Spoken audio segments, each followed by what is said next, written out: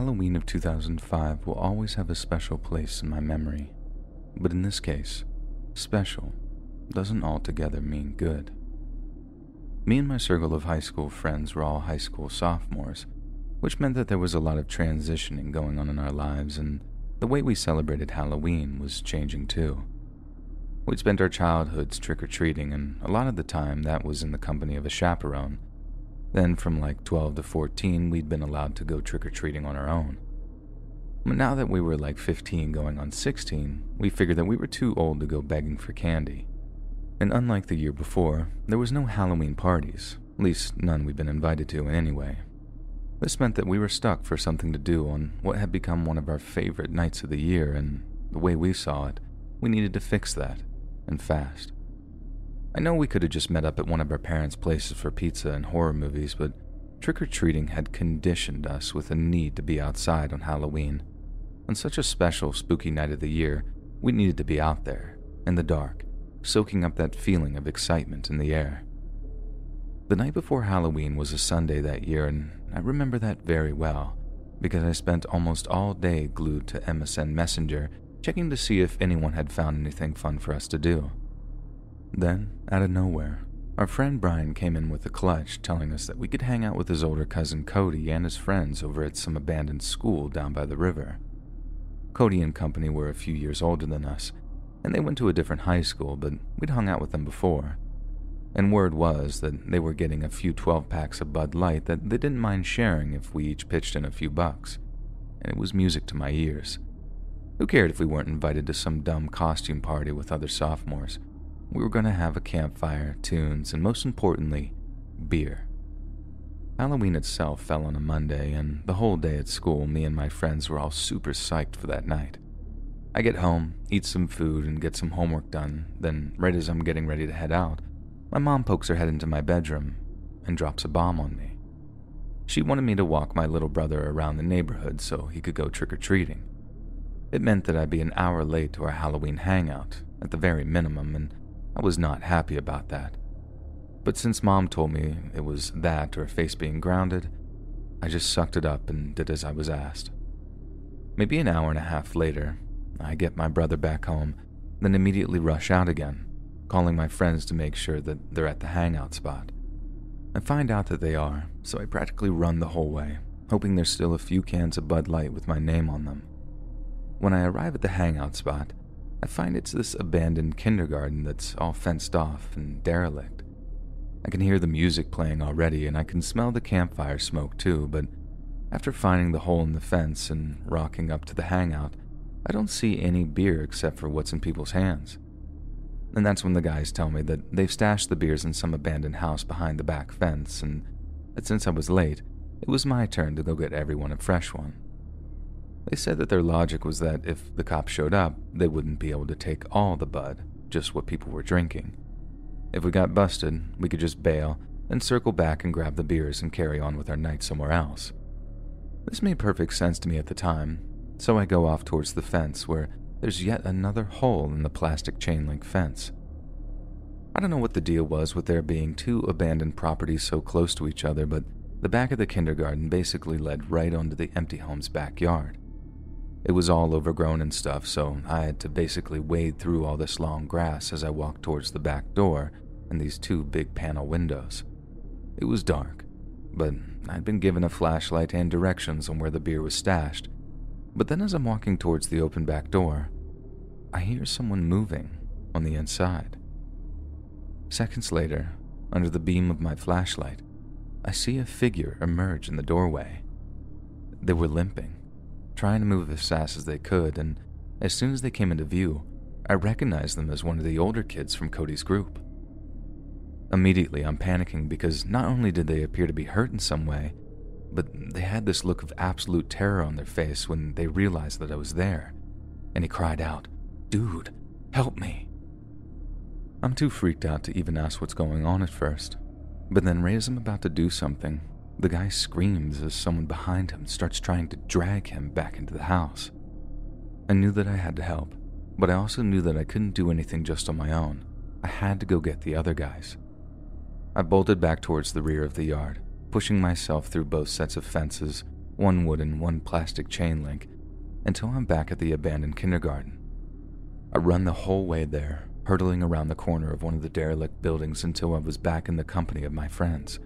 Then right as I'm about to tell them that we need to go get help, they just crack up laughing. I'm talking wheezing, wailing, screeching, rolling on the floor kind of laughing, and I realize that I'd just been pranked hard. Everyone's all like, "You should have seen your face," doing dumb impressions the way I was running, and to be fair, it was pretty funny. At least for a moment or two. I remember just standing there, taking it on the chin, nodding along as if to be like, "Alright, you got me." Then after a while, one of Cody's buddies calmed down enough to ask me what Jay had done. Jay was the one I'd seen in the doorway, the same guy who had begged for help in such a convincing way that it was nothing short of Oscar-worthy. And when I told them all that, they started cracking up again. Apparently, they'd been planning to prank me as soon as they found out that I was going to be late, and as soon as I'd placed my little confirmation call on the way out, Jay had gone off to hide in preparation for my arrival. But then, I mentioned to the guys how the thing that had made me run was how Jay had gotten grabbed from behind, then dragged back into the house. I assumed that they'd sent someone else with him to make the whole thing more convincing. But then when I mentioned the grabbing thing, the laughter started to fade. I remember Cody being all like, "What? Who got grabbed?" But I took this as him playing dumb, a prank within a prank, if you will, prankception. I repeated what I said about Cody being grabbed, and the laughter peters out completely. Cody gives one of his buddies this worried look, then turns back to me like, "Please tell me you're kidding me."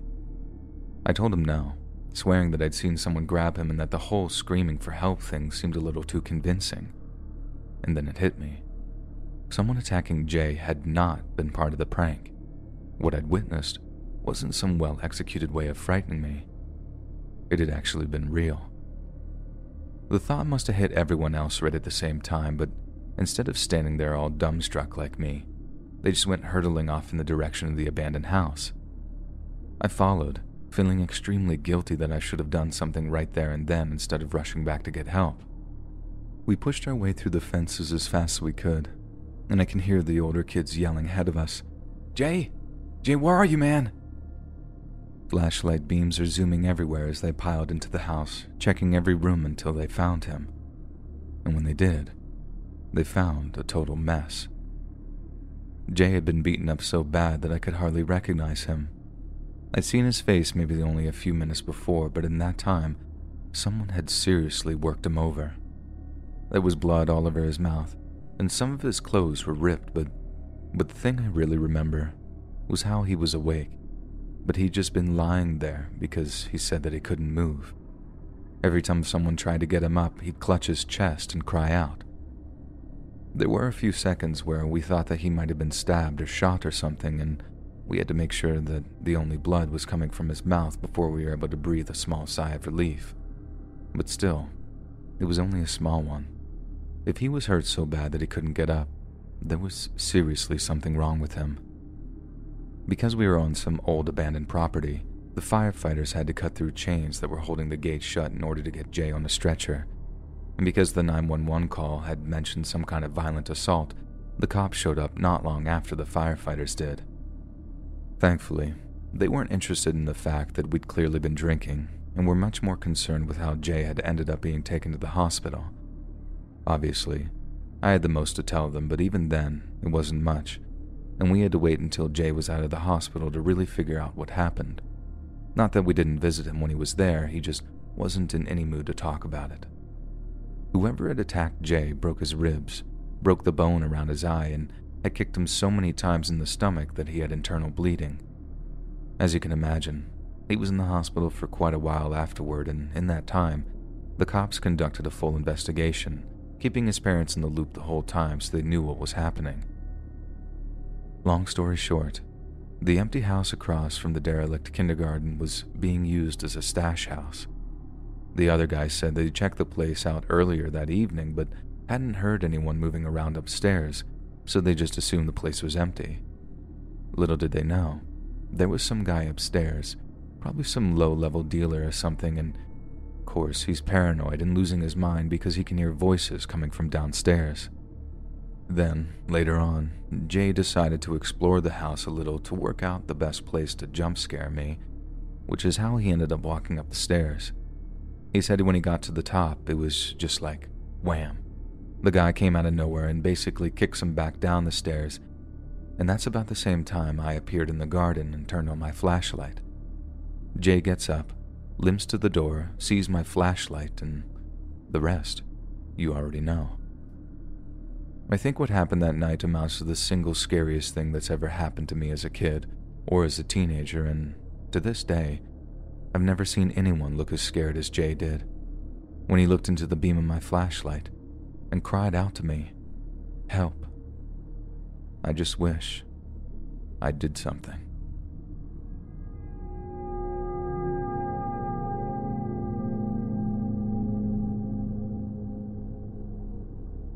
The scariest thing that ever happened to me was on Halloween night of 1999.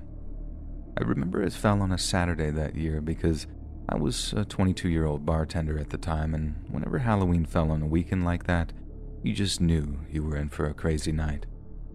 Back then, I was living in Morgantown, West Virginia, so Halloween was always a big event for the college kids, especially the seniors who were old enough to buy booze.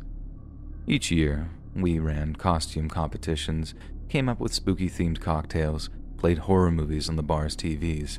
It was a whole big event. But since Halloween was on a Saturday, the local crowd was going to be mixing with the college crowd, and it'd be one of the biggest Halloween parties the bar ever saw. Naturally, I'm pretty excited about this. So imagine my disappointment when, on the day itself, I get a call from my boss who had a huge favor to ask me. My boss and his partner owned a few different bars and restaurants, and one was down in Fairmont, about 15 miles south of Morgantown. Somehow, they'd come up incredibly short-staffed that Saturday, and my boss asked me to drive down there to work the evening shift as their bartender. I could have just said no, and he'd have just asked someone else to do it, but I knew that him owing me a favor like that would put me in a very, very good situation when it came to getting off time around Christmas. So, I said yes. I picked up the smartest shirt and slacks combo I could find, given that the place was way more upmarket than the bar I worked at, and then I drove down to Fairmont around 3:30 p.m. to set their bar up. I decided it wouldn't be so bad because since the place closed at like 11 p.m. and the kitchen staff said everyone was usually on their way out by 11:40, I figured I could just drive back home, then walk around to the bar to catch the last few hours of Halloween as a civilian. You know the deal. The shift at the restaurant dragged, but when it was finally over, I hopped back in my car and set off for Morgantown. Now, what I should have done was take the 79 back, same way I've gotten down there before. But once I was in Fairmont, getting onto the 79 would have meant going back on myself, so I figured it'd be quicker to get onto the 19 and head back on a different route. That probably means nothing to people who don't know the area, so let's just say that I took a shortcut. The shortcut proved a big mistake in terms of route choice. The roads were much more winding and considerably less well lit, so anytime I made up and not doubling back on myself was lost trying to drive as safely as I could. I made it about 80 to 90% back to Morgantown, still driving super carefully, and I'm literally just considering what a dangerous stretch of road I'm on when this other car comes into my headlights. It's off the road, on a patch of grass, not moving, and the passenger door is open. Reaching into the passenger door is a guy who briefly shoots me this look as I drive past him, one that makes me think that he might have needed help. I could have just kept driving, pretending that I didn't see anything and made it back to Morgantown with time to spare, but part of me knew that I'd feel like a total douche the next day, just leaving someone stranded at the side of the road when all I could think about was myself. So I slowed down, pulled a U-turn, and drove back to see if the guy needed any help. I'm not gonna lie, it did occur to me that going back might have been a bad idea. It was Halloween after all, creepiest night of the year, but I figured if I pulled up and the guy looked like an axe murderer, I could just reverse the heck out of there and speed off before they turned my skin into a mask or something. I knew that the person was wearing a white short-sleeved shirt of some kind, so I cut my eye out for it as the car came into my headlights again. But as I pulled up, They were nowhere to be seen. There was someone in the passenger seat, though, so I kept a bit of a distance, opened up my car door, leaned out, then called over to her to see if she was okay. She didn't reply. She kept staring off into the near distance like she couldn't hear me. She looked okay, so I got out of my car to walk over to her, but with each step I took towards the car, I realized more and more that something wasn't right about the woman I was looking at. It was the look in her eye, this glassy, half-awake look, and before I even got over to open the door, I realized that she might not even be conscious. If I'd have parked my car up at another angle, I'd have seen it way before I got close to her, but it took me until I was within touching distance of the car to realize that she was dead. Someone had stabbed her over and over again in the stomach, groin, and thighs. Her t-shirt was a dark color that didn't really show it, but her jeans were just completely drenched. I couldn't quite believe what I was looking at for a second. I mean, there was just so much blood, so much it was dripping off the seat and onto the floor of the car.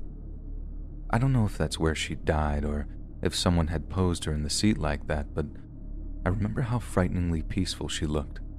Not peaceful like content, peaceful like she'd just chosen to give up at some point. I remember actually being frozen for what felt like a good few seconds, but that could be my mind just pumping with adrenaline, making it feel like it was longer than it was, because it sure did feel like I'd been standing there for too long when another thought occurred to me. Where was the guy that I saw in the white shirt?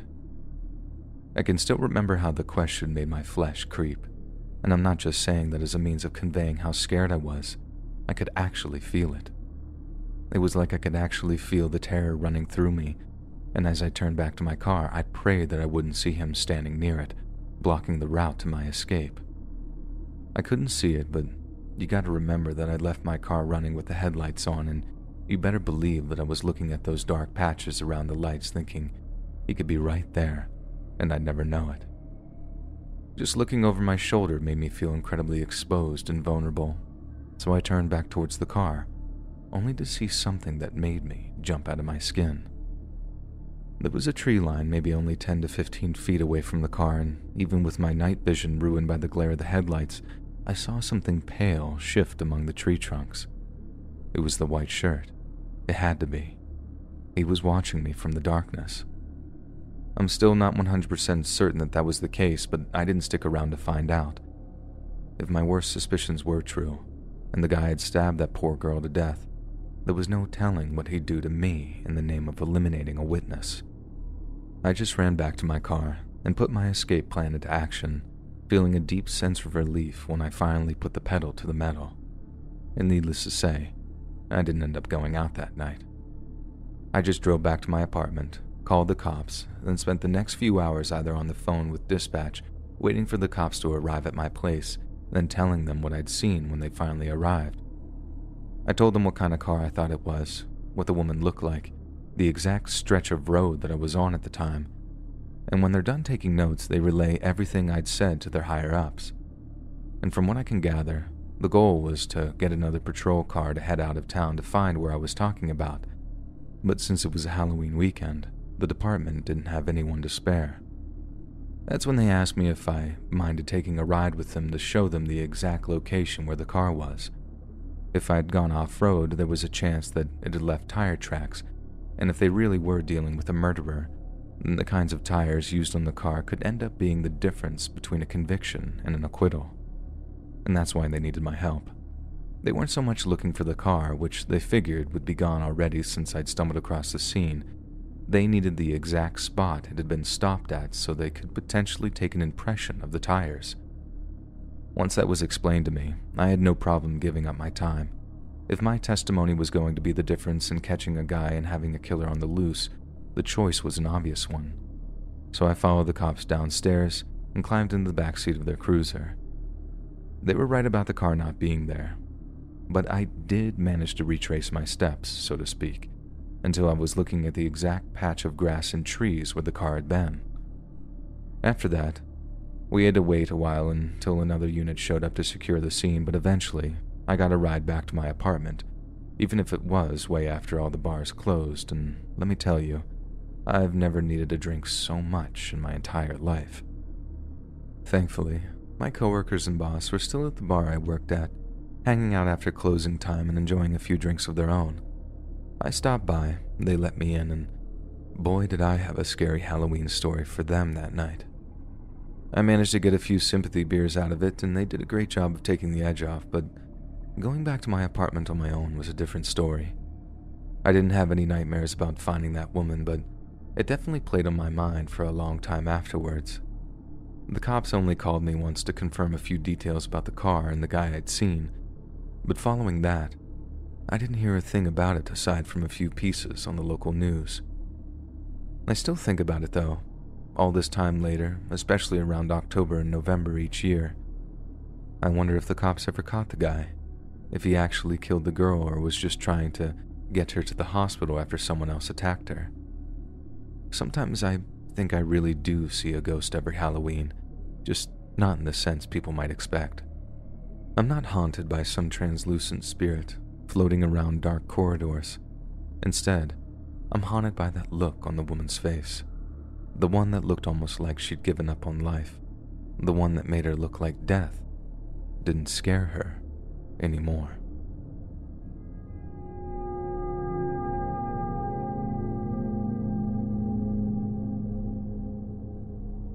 When I tell people the place I grew up is haunted, they tend to give me understandably skeptical looks.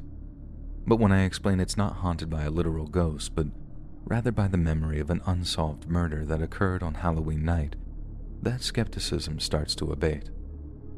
I tend to follow up by telling them this story, and although it might be a little long-winded, those who hear it invariably agree that Silverton, Colorado has every right to consider itself haunted. And by the end of this, I think you will too. The murder itself happened before I was born, but it definitely left its mark among my parents' generation. They were a little more protective than most and completely forbid me and my friends from playing down near this creek that we had just outside of town. Years later, I'd come to learn that the creek was where Jane Doe's body had been found, and I understood why they didn't want us hanging out there. By the way, I'm not calling her Jane Doe to protect her real name or anything. It's literally what everyone had to call her because her body was never ID'd. The only thing the cops knew was that the cause of death was consistent with murder, which obviously caused a huge scandal in our little tiny mountain town which barely experienced any crime at all. I think if the killer ended up getting caught, things would have been different. The town could have put the whole thing to bed, relegating the incident to a bad memory instead of an ongoing crisis. Only, the cops didn't catch anyone. Tips started drying up and the case went cold. Silverton didn't get any closure, so no one in Silverton ever really got over it. I mean, if you thought you had a murderer in your midst, someone who'd killed and gotten away with it, would you ever really relax? But as they say, time is the best healer, and with time, the bad memory of Jane Doe faded into the background. Cut to my junior year of high school. Me and my friends are young and dumb. Halloween just crept up on us and we're stuck for something to do. We can't exactly go trick-or-treating. There are no house parties in our town, and for whatever reason, none of our parents wanted to drive us to the Blockbuster in the next town over. We were either doomed to a boring Halloween, which was just not an option for us, or we could live up to our age bracket and do something stupid, insensitive, and inappropriate. I'm not proud of it, but we chose the second option. And for some godforsaken reason, we started dreaming up ways to scare ourselves. There were a few good suggestions thrown around, most of which included trespassing or petty theft, and as much as we were all dumb as a bag of rocks, we weren't bad kids. So instead of doing something thoughtless and illegal, we did something thoughtless and legal instead. Something like heading down to the creek where Jane Doe was found, on the very same night that she was thought to have been killed, to see if we could see her ghost. Yep, I know. It was heartless and childish, not the kind of behavior I want my own kids exhibiting, but that's what we did. We loaded up on flashlights, each stole a fistful of candy from our respective homes' trick-or-treat stash, then met up on the edge of town to head down to the creek. We lied to our parents about where we were going, which is probably the stupidest thing we did all night, as if anything had really happened, we would have been screwed. But in the end, that didn't matter. Everyone found out where we'd been anyhow. So, like I said, we walked down to the creek with our flashlights in hand, and the closer we got, the more genuinely creeped out we were getting. This wasn't some suburban legend or whatever. This was an actual murder, and as stupid as it seems now, we figured that the best chance that we had of seeing a real ghost. Not only was it the anniversary of Jane Doe's death, but she'd been murdered, and murder victims always leave ghosts behind. So off we went, like thoughtless little turds, completely unaware of what we were about to find, not to mention how horribly significant it would come to be. By the time we got to the section of the creek that we believed Jane Doe had been found, we were in complete silence. Our flashlight beams wandered back and forth across the creek, almost like we were about to be ambushed by some vengeful spirit at any moment. But obviously, that didn't happen. Jane Doe was long gone. The problem was, her killer wasn't. When we saw something breaking the surface of the water, it took just about every fiber of courage we had not to just go off running into the opposite direction. But somehow we managed to keep it together long enough to work out what it was. The reason it had scared me so bad when I first saw it was because it looked like a person's hand sticking out of the water, and the reason it looked so much like a hand is because that's exactly what it was. Just not a person's hand. It was a mannequin's hand. Lying in the water right there in front of us was a fully clothed plastic mannequin, the kind you see in clothing store windows. We went from terrified to just downright confused. I mean, who just tosses a mannequin in a creek like that, especially one that seemed to actually have clothes on it? I think we were so dense at that age that we couldn't put two and two together to really see what we were looking at. I suppose there was a lot of stuff we didn't know, and if we had, we'd have gone running the moment we saw that old thing, just lying there in the water. I don't know exactly what possessed us to do it, but one of us had the bright idea to drag the thing out of the water for some reason. Maybe it was curiosity. Maybe it was the boredom-induced sense of adventure. But either way, we made the faithful decision to actually pull it out of the water to get a better look at it. And this is where my buddy's video camera comes in. He begged his parents to buy him one so we could make our own little Johnny Knoxville-style videos. But we ended up just using it to document almost everything we did as a group, amateur ghost hunting included. So, after pulling the mannequin out of the water, my buddy starts recording it with his night vision turned on, creating this creepy green and black image on the little fold-out screen. We didn't know what we were looking at. We just thought it was trash. We were so psyched on looking for ghosts that we didn't even stop to think about who might have done something like that, or why they might have done it. I guess we were a little too naive, too. Small-town innocence or something like that, so we just left the mannequin lying there in the mud and walked back home, still looking for ghosts. I think the thing that really scared us was the fact that we'd definitely be in trouble if our parents found out that we'd been down there. We didn't actually believe in ghosts or monsters or anything. It was kind of a collective madness designed to stave off boredom. But it was that fear of getting caught that made what came next so much more difficult. In the days after Halloween, it was business as usual, and I was in science class with one of the other guys I'd found the mannequin with. Suddenly, the principal's voice comes over the school intercom, telling each class to assemble in the auditorium for a special presentation. Now, this never happened, or rather was the first time I'd ever experienced it, so we were definitely very curious as we filed off to the auditorium. When we walked inside, I knew it was serious, because there was a cop stood there with a vice principal, obviously just waiting for everyone to arrive. Normally, teachers had to blow a whistle or something to get us to shut up before a presentation like that, but on that way, it was as quiet as the grave in that auditorium. Not a single one of us made a sound. We listened as the cop told us about how something real bad had happened in our town a long time ago, and we didn't know it back then, but he was about to tell us about the Jane Doe murder.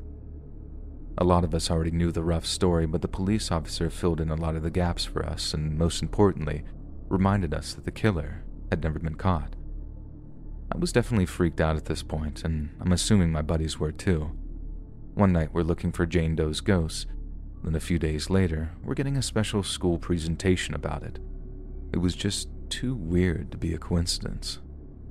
Anyway, the cop keeps talking for a while before he gets to his point, which was that if any of us had ever saw anything weird around town, especially around the creek where Jane Doe's body had been found, we were to go to the cops right away, no matter how small it was. As you can imagine, my face is just straight up burning at this point, not so much because of what we'd found, and not even because I knew we were going to have to own up to our little ghost hunt, but because I realized we'd found something really, really bad, and that a lot of people were going to be very unhappy to hear about it. I almost didn't want to say anything. Pure cowardice and selfishness on my part, I know, but I knew that we were about to open up one hell of a can of worms. But then again, it wasn't even my decision to make, because once our friend with the camera showed his parents the footage, everything started to pop off. We each had to talk to the cops a bunch of times, telling them over and over exactly what we'd seen, and they confiscated our buddy's camera footage so they could take a good look at the mannequin. From what we understood, what made it clear that something really bad had happened was the fact that we knew the mannequin was placed in the exact spot that Jane Doe had been found. But what we didn't realize at the time was that whoever had put it there had dressed the thing in almost the exact same outfit Jane Doe had been wearing when she was pulled out of the creek. It was the difference between just being some cruel prank and having serious significance in relation to an unsolved murder. But that was something we didn't learn until much later on. This is what I mean when I say that Silverton is haunted by Jane Doe. All the little developments, all the little trinkets and clues left by the person that killed her, they all keep coming in stages. It's a story that happened before I was born, but now I'm a part of it. A small part, sure, but a part nonetheless. I honestly hope the case is closed one day. Just saying the name Jane Doe is kind of painful in a way. In murdering her, Jane's killer robbed her of her identity, turned her into a nobody, turned her into a ghost. Maybe one day, that evil monster that killed her will face justice, and God willing, it'll end with Jane getting her name back. Her real name.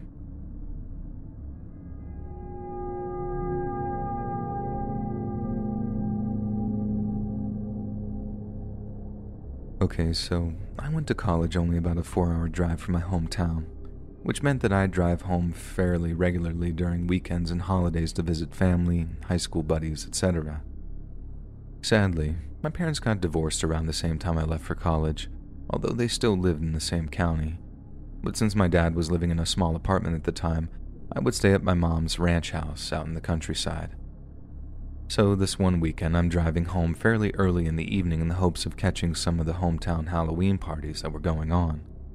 I planned to make a quick stop at Mom's, get showered, get changed, then I'd be out of the door again and on my way to party.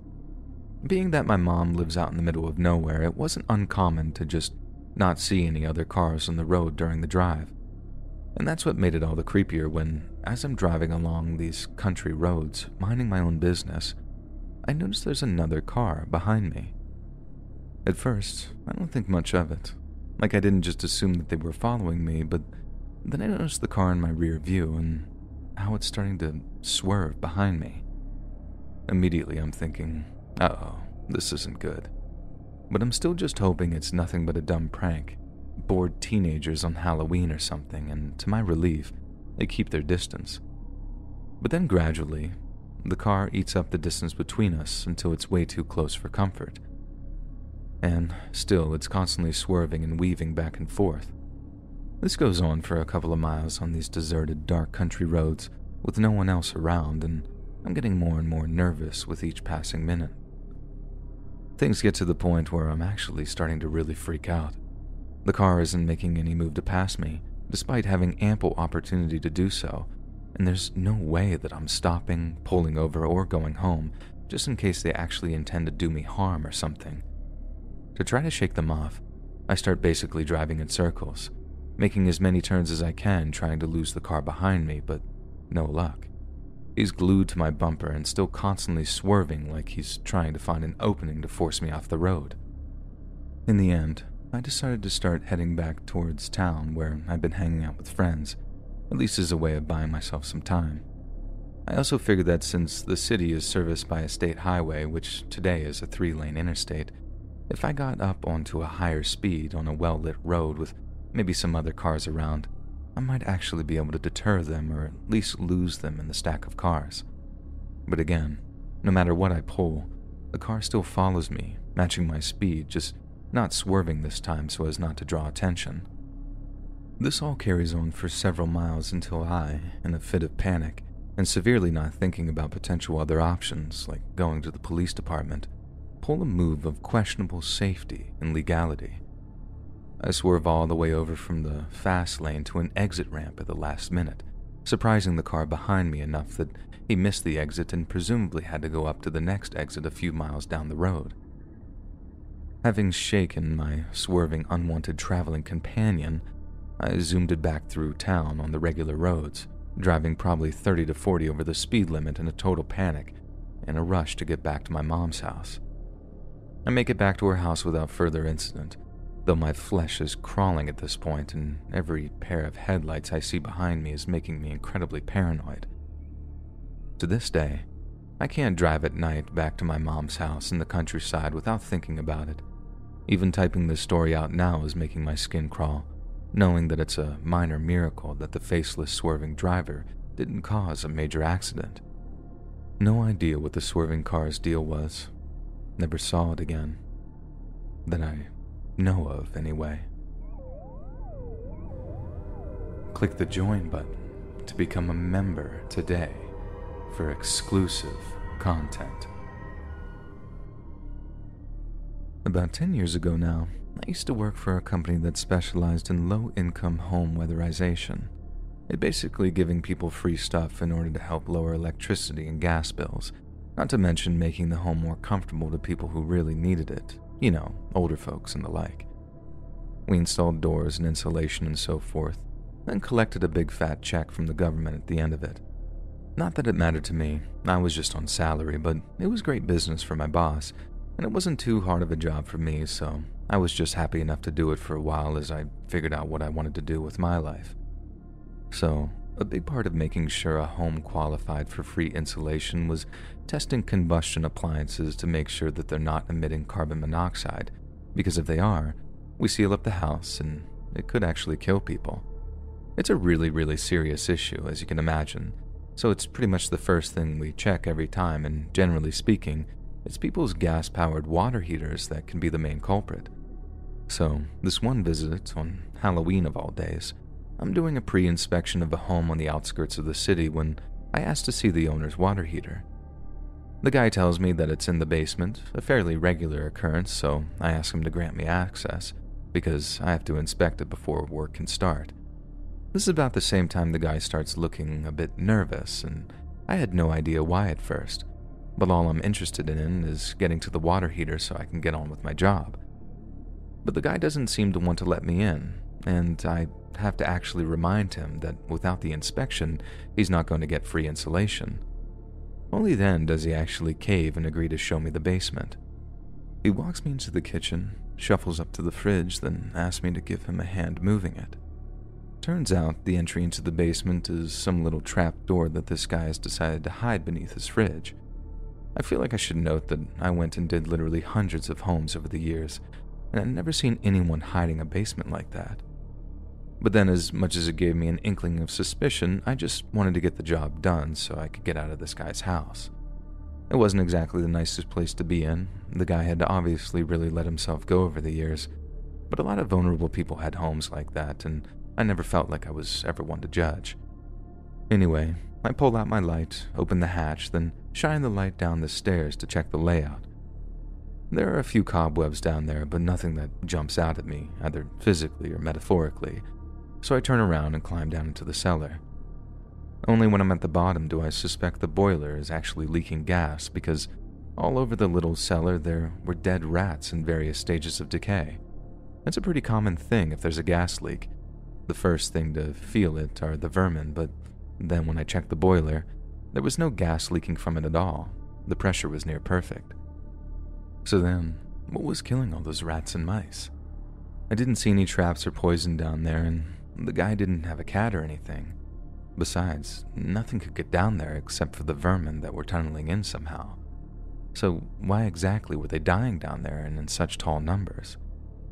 I remember looking up and seeing the guy looking down at me, still with that nervous look on his face and still with his hand on the cellar hatch. Seeing his hands on the hatch like that, it made something click in my brain, and I suddenly felt this intense sense of imminent danger. I have no partner on the job with me. There's tiny animal corpses all around me, and I realized just how hidden the entrance to the basement really was. If the guy wanted to just slam the hatch shut and push the fridge back over it, there's a chance that I'd never be found in time. Before I even realized I was doing it, I practically jumped out of the cellar before telling the old guy that I needed to grab a few pieces of kit for my van and that I'd be back in a few minutes. Then, as much as I'm not exactly proud of this, I just ran. I got into the van, backed out of his driveway, and just drove off while making the job as non-feasible for health and safety as I was driving away. Honestly, I have no idea if I was actually in any danger. It could have been completely innocent and I just had a fit of paranoia for some reason, maybe even because it was Halloween and I was, I don't know, overcome with the spirit of the season or something. But I still remember the adrenaline rush and that sense of impending doom. And when I think about how that felt, I realize it's always better to just be safe than sorry, because sometimes your gut feeling is far sharper a sense than your eyes and ears. Occasionally, whenever I tell this story, I get asked if I reported this guy to the police, as people tend to show a lot of concern about the dead animals. I feel a bit weird having to tell people that I didn't file a formal complaint with the police, mainly because nothing I saw was entirely out of the ordinary. Crawl spaces and basements have venting at the base of the house, and it's really common for animals to squeeze in and not be able to get back out. If you have space under your house, there's a decent chance something has died down there, and honestly, you just get used to it when your job takes you down there frequently. On paper, it's totally normal, but being down there was a completely different story altogether. Those animals were not trapped down there, and rats are very, very clever. They don't go places where dead rats are because it's basically a massive warning to them. I don't know what that guy was up to, but it definitely wasn't natural. But again, on paper, it was totally normal. So I could only really tell my colleagues how I felt unsafe and not about my little rat murder theories, which would definitely make me sound like I was losing the plot. So, like I said, I just said it was unsafe and I didn't feel comfortable going back to that guy's house again. Someone else could go have that fun, but it wouldn't be me.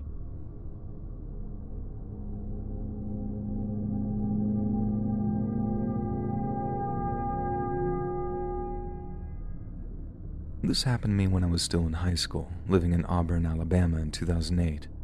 It was Halloween, and since we were bored out of our minds, we ended up Googling haunted houses. I can't remember what the website was like or if there even was one, but there was a place like 45 minutes away that claimed to be a legitimate haunted location.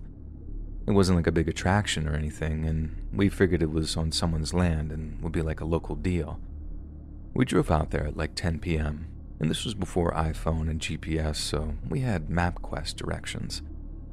We ended up going down a pretty country road for a while with no streetlights, then turned down a legit dirt road that went through the woods, pitch black. We went down it for like 10 minutes and finally saw an old house with a sign by the driveway that was handwritten and said, "Haunted House." No other cars or lights or people anywhere. We pulled into the driveway and sat there for a second like, alright, this is messed up, we should leave. All of a sudden, an old pickup truck turned on about 15 feet in front of us, facing us, lights shining right in our faces. It started driving towards us, down their own driveway, and we backed out and peeled out. It followed us, like almost bumping our rear end, right on our tail down this pitch-black dirt road in the middle of the Alabama woods, and we were absolutely losing our minds.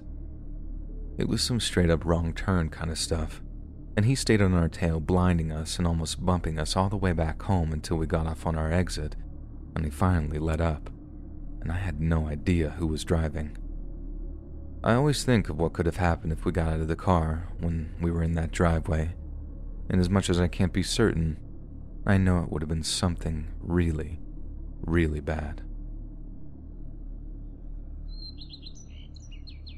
Hey friends, thanks for listening. Click that notification bell to be alerted of all future narrations. I release new videos every Monday, Wednesday, and Friday at 7 p.m. Eastern Standard Time. And if you got a story, be sure to submit them to my subreddit r/Let'sReadOfficial, and maybe even hear your story featured on the next video. And if you want to support me even more, grab early access to all future narrations and bonus content over on Patreon, or click that big join button to hear about the extra perks offered for the channel. And check out the Let's Read podcast, where you can hear all of these stories in big compilations and save huge on data, located anywhere you listen to podcasts. Links in the description below. Thanks so much, friends, and welcome back to spooky season.